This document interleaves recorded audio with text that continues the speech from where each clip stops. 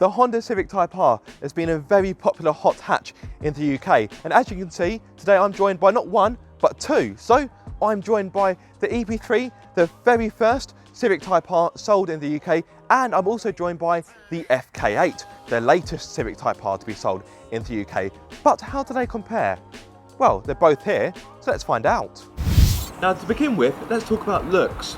Compared to the FK8, the EP3 looks like a shrinking violet. The FK8 is so aggressive, it looks like it's about to punch this car in the face. Alright mate, I don't want any trouble. So yes, there is a big difference when it comes to styling. I like the look of both, although if I had to choose between them, EP3. Let's come towards the back. Now the EP3 has got 17-inch alloys, whereas the FK8 has got 20-inch alloys. It has very, very big shoes indeed. Come to the back of the EP3, and again it looks quite subtle. You do get a chunky spoiler, of course, and a sporty double exhaust pipe. But on the whole, it's well proportioned, but it's not in your face. However, the same cannot be said for the FK8. Just look at it. It is like all of the magazines of Max Power combined. You've got this massive rear wing which would make an airplane jealous. You've got vortex generators, you've got lots of angles. It's so much going on, and of course you've got 3 exhaust pipes. The reason why you have 3 is to give you less of a drone on the motorway, which is pretty good. Now, I like the styling of both, but like I say, I think the EP3 is a better looking car. Let's have a look on the inside. So this model is the Premier Edition, meaning you get red carpets, these wonderful Recaro seats and a Momo steering wheel. And the interior looks absolutely fantastic. I simply love these seats, and this particular car has been maintained very well. Of course, this car belongs to Honda, it's part of their heritage fleet, but yeah, even so, I'm impressed by how immaculate it is. The leather steering wheel is really nice to hold, and of course you've got the iconic gear lever which is mounted on the dashboard, so when you're driving along, it's very quick to change gear because it's boom, boom, boom. It's just there. A really good design. I think more car makers should have this kind of design, but the rest of the car, to be honest, is not bland, that would be rude, but it's a little bit sober. So if it wasn't for the steering wheel and the seats, it's pretty much a standard Civic. But what about the FK8?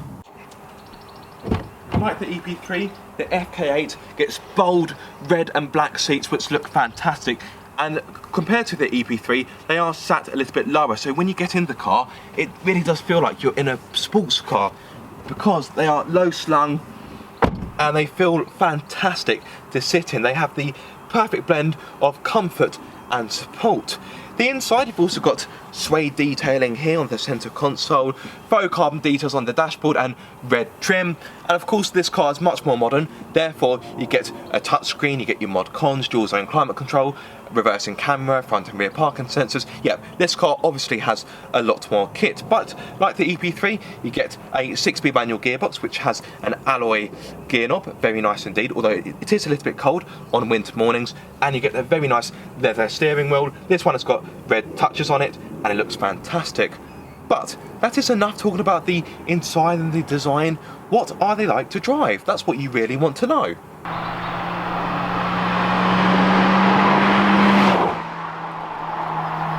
So let me talk you through the power. It has 200 horsepower, which is pretty respectable, but the torque figure is just 196 Newton meters, which, to be honest, is just about enough to pull the wrapper off a chocolate bar. But it's worth mentioning, this car isn't all about the torque. It's all about the way how the engine performs and how it handles, because this car is simply fantastic. Now, of course, what you really want to know are the performance stats. So this car will hit 62 miles per hour in 6.6 seconds. Now, it's worth noting that the pre-facelift would do the same time in 6.8 seconds. And the top speed is a very respectable 146 miles per hour, which even in today's terms is pretty decent. There's the VTEC. Whoa! I'm sorry, I have to say it. VTEC kicked in, yo! I know, it's a very cliche thing to say, but let's just get it out of the way early doors so I won't have to say it again. Yeah? Deal? good. So when the second cam profile kicks in, yes, this car becomes a completely different animal. You really do unleash the beast. Now, despite its pretty crap torque figure, this car isn't too bad when you aren't in VTEC. So at the moment I'm in about 2,500 revs, and let me drop it down into fourth, like so. And the throttle response is really good. So for those people that say, oh well, out of VTEC this car is gutless, I'm afraid that's not quite correct.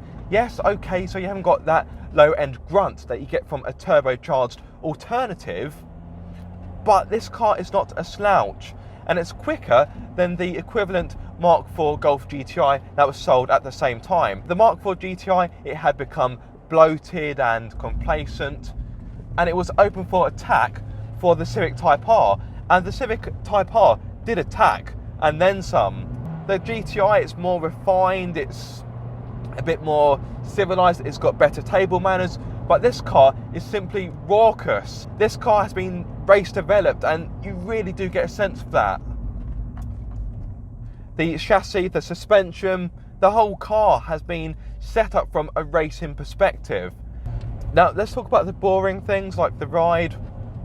The ride is better than I was expecting, to be honest. Yes, it is firm and it is a bit bumpy, but unlike the FN2, the car that succeeded the EP3, this has got independent rear suspension. So let me talk about the seats. They are really supportive, they are really comfortable, and they're not that much different to the seats in the new Type R. Now I've got the Premier Edition, so I've got the Recaro seats which come as part of the trim. They are different to the standard seats you get in the normal Civic Type R. And yeah, they hold you in the right places. They're comfortable. Okay, they are a little bit firm, but you want them to be firm so they can hold you in place. If they were too soft and floppy, you'd move about too much. Now, what I would say is I would want them to be set a little bit lower. So compared to the new Civic Type R, they do feel a little bit high. Does it feel like I'm driving an SUV? No, it doesn't. But given the choice, yes, I would want to be sat a little bit lower because it doesn't quite feel hot hatchy enough. But the seats themselves, they are very, very good indeed. Right, so let's talk about how this car handles. This is, of course, a hot hatch after all. This car is pretty light. It's a fair bit lighter than the Mark IV Golf GTI, and as a result it feels pretty nimble. Now, a lot of people have criticised the steering of this car. This is a facelift, so the steering was tweaked a little bit, and I must be honest, I am quite fussy when it comes to steering. So how does this car fare in my opinion? The steering, the weight is pretty good. Let's have a... It is pretty direct, although I would want a little bit more feedback. I must admit, there does seem to be a bit of a disconnection between the wheel and the front wheels. As a driver, I would want a little bit more of communication of what's going on up there. But would the steering be enough to put me off buying this car? No, it wouldn't. But the Type R, you can really chuck it into corners, and you do get a bit of lift off oversteer when you do push the car a bit hard. But thankfully, it's pretty controllable. So as long as you're switched on and focused on what you're doing, you shouldn't end up in a ditch. So what else have I got to say about this car? Well, it feels like a revelation even in today's world, because even the new Civic Type R and the FK8 for that matter, they are turbocharged. So this kind of car, it doesn't really exist anymore. Let me turn the aircon down, apologies. But I can see why so many people fell in love with this car when it came out in 2001.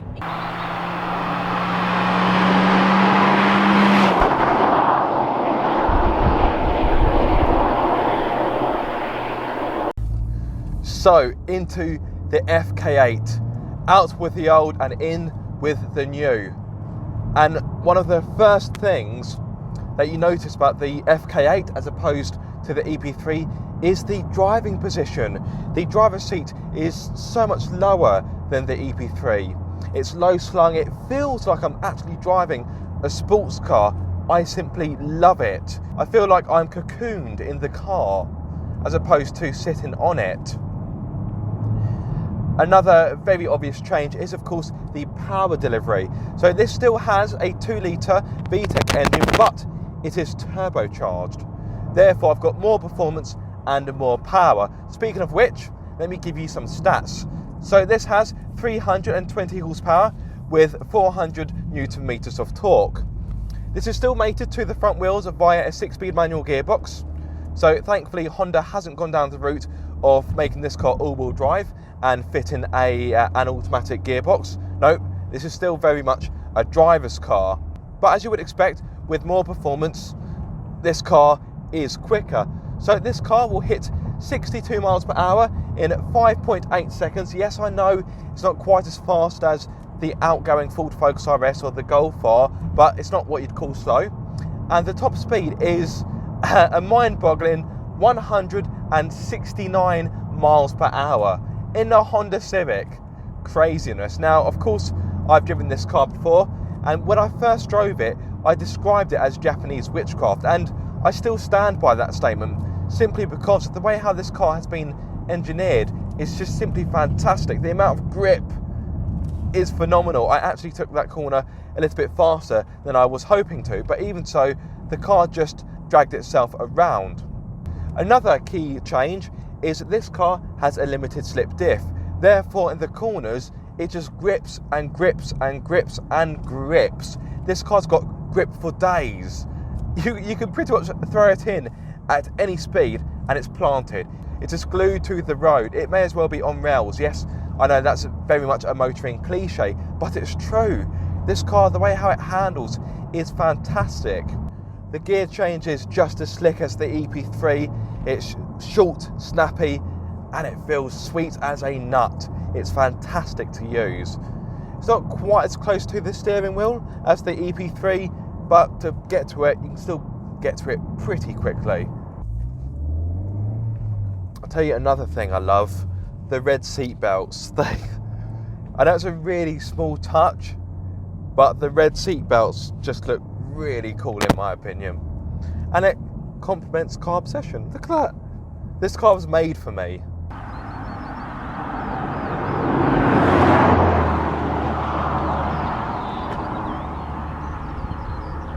This car is around 200 kilograms heavier than an EP3.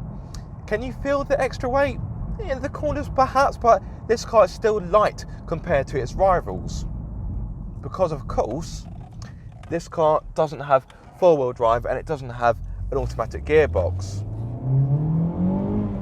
Which is just as well, because this still feels like a really focused car. This engine still has the VTEC system, but it's only used for the exhaust gases, for the exhaust valves. Therefore, what really helps you give you that real punch is, of course, the turbocharger. And I imagine there were a lot of Honda fans that were up in arms when Honda announced that they were going to turbocharge the FK8. But I seriously have no problem with the FK8 having a turbocharger, because it just picks up pace like you wouldn't believe. Okay, there is a little bit of lag, but once you get it on boost, this car is a missile, an absolute missile. Now let me talk about other aspects of the car, the ride. Now one thing I love about the FK8 is its breadth of ability. So its default setting is sports mode, which is what I've got the car in now. And yes, of course, the ride is firm, but it's still compliant. I don't feel like my back is breaking every time I go over bumps. Now, if you drove the previous Type R, the FK2, in the Plus R mode, forget about it. Your teeth would fall out and your spine would simply disintegrate. However, in this car, the FK8, yes, I know I'm comparing the FK8 to the FK2. I have gone a little bit off topic, but bear with me. So I've put it into the Plus R mode, and the ride does become even firmer, but it's still agreeable. So unlike the EP3, the FK8 has a choice of driving modes. So you have Comfort, Sport, or Plus R. Comfort mode obviously gives you better comfort than does what it says on the tin. It also makes the engine less responsive, the dampers are softer, and the steering becomes lighter. So pop it into comfort mode like so. The dials change. They no longer glow red, they just glow a nice shade of white. And the car becomes quite relaxing to drive. A bit too relaxing though. So let's pop it back into Sport. And the display goes all red. You get a sense that the car's ready to really rock and roll. The firmers become damper. Sorry, the firmers become damper. Blooper. The dampers become firmer, the steering becomes heavier, and of course the car becomes more responsive. But just in case that isn't enough, you do of course have the Plus R mode. And one nifty feature about the Plus R mode is when you change down, it rev matches for you. So this car does have a rev match function. In case you're wondering, this doesn't have launch control, but it does have a rev match function. I currently have it turned off. Now let's talk about the handling. Well, the handling in this car is sublime. Sometimes it makes you question whether or not this car is indeed front wheel drive, because it just, I know I've said it before guys, but it keeps gripping and gripping and gripping. So this car in the corners is better than the EP3 in regards to grip. In regards to fun, I would say the EP3 maybe just about shades it in my opinion, but there's not too much in it. So there we have it, the EP3 and of course the FK8. Which car is better? Well, that's quite difficult to answer because they are different beasts. However, what I can tell you, they are both cracking cars to drive. The EP3 feels more raw, it feels more raucous, it's a bit more playful at the limit, whereas the new car has got more grip, the driving position is lower, and of course it has more performance. Which would I choose? Thank you so much for watching this video. I hope you have enjoyed it. If so, give it a massive thumbs up. If you are subscribed, don't forget to click that bell icon so you get notified every time I make a video. And if you aren't subscribed, guys, what are you waiting for? Be sure to subscribe for more car obsession. Right, ha ha ha. Off home I go.